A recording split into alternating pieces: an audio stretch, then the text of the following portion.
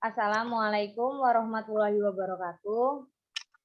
Baik, di sini kami dari kelompok 1 yang beranggotakan nama saya Dewi Sintiawati dengan NIM 1901211054 dan teman saya Fitria Amalini dengan NIM 1901211055. Dan saya Saila Rezekika Aulia dengan NIM 1901211048.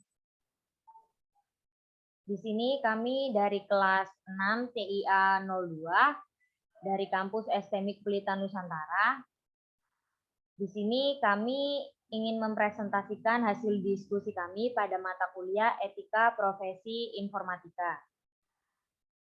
Materi yang kami akan jelaskan mengenai lembaga sertifikasi di Indonesia khususnya untuk bidang TI. Dan untuk penjelasan pertama akan dijelaskan oleh saya.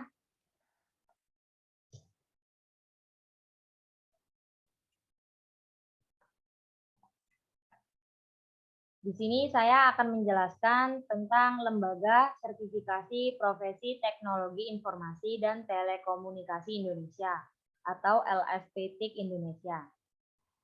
LSP-TIK Indonesia didirikan pada tanggal 1 Mei 2007 dengan tujuan untuk memenuhi tersedianya pengakuan tenaga yang kompeten di bidang teknologi informasi dan telekomunikasi.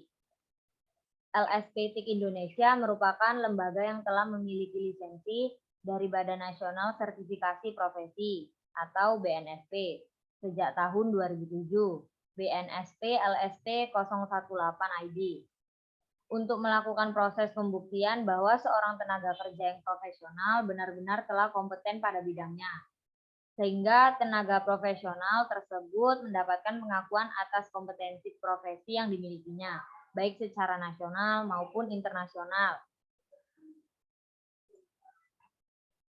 Pembuktian kompetensi yang dilakukan oleh LSP-TIK Indonesia berdasarkan Standar Kompetensi Kerja Nasional Indonesia atau SKKNI, yang merupakan rumusan kemampuan kerja yang mencakup aspek pengetahuan, keterampilan, dan atau keahlian serta sikap kerja yang relevan dengan pelaksanaan tugas dan syarat jabatan yang ditetapkan sesuai dengan ketentuan peraturan perundang-undangan yang berlaku. Sejak tahun 2007, telah dibangun kerjasama dengan berbagai instansi pendidikan dan pemerintahan di tingkat pusat maupun daerah dalam pelaksanaan sertifikasi profesi. Pembentukan tempat uji kompetensi atau TUK sebagai ujung tombak pelaksanaan uji kompetensi terus dikembangkan untuk menjangkau berbagai wilayah Indonesia. Dan untuk selanjutnya akan dijelaskan oleh teman saya Fitria Amalini. Baik, terima kasih kepada Dewi Sintiawati. Nah, di sini saya akan menjelaskan lanjutan mengenai tentang lembaga LSP-TIK Indonesia, yaitu dengan adanya dukungan BNSP selaku instansi induk maupun Kementerian Komunikasi dan Informatika Republik Indonesia selaku instansi teknik pembina sektor, LSP-TIK Indonesia telah melaksanakan kegiatan sertifikasi profesi di seluruh provinsi Indonesia.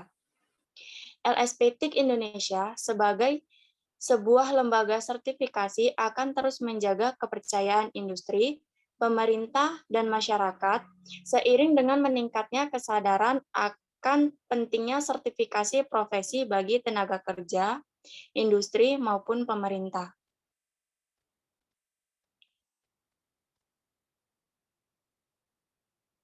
Adapun visi dan misi LSP-TIK Indonesia yaitu visi bertekad membangun kompetensi keahlian di bidang teknologi informasi dan komunikasi melalui sertifikasi yang diakui internasional.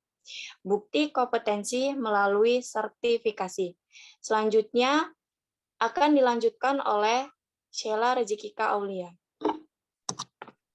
Baik, terima kasih kepada Fitria Amalini. Nah, misi LSP-TIK Indonesia sendiri terbagi menjadi 3, yaitu bersinergi dengan industri, akademis, dan profesi untuk mengidentifikasi unit-unit kompetensi untuk mengembangkan sistem sertifikasi yang mengacu pada standar internasional.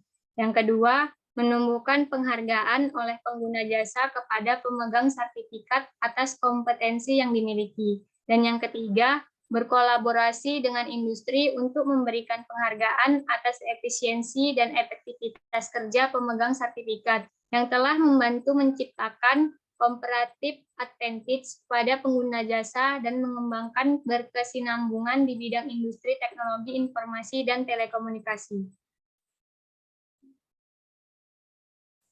Nah, fungsi LSPTIC sendiri terbagi menjadi dua, yaitu sebagai sertifikator melaksanakan sertifikasi kompetensi dan sebagai developer melakukan pemeliharaan dan pengembangan standar kompetensi.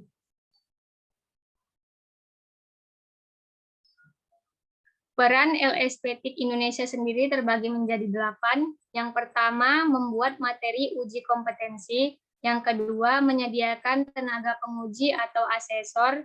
Yang ketiga, melakukan asesmen. Yang keempat, menyusun skema-skema kompetensi berdasarkan SKKNI. Yang kelima, memelihara kinerja asesor dan tempat uji kompetensi atau TUK.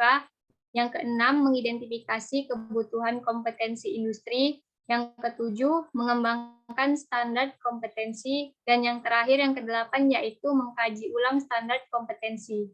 Dan selanjutnya akan kembalikan kepada teman saya, Dewi Sentiawati.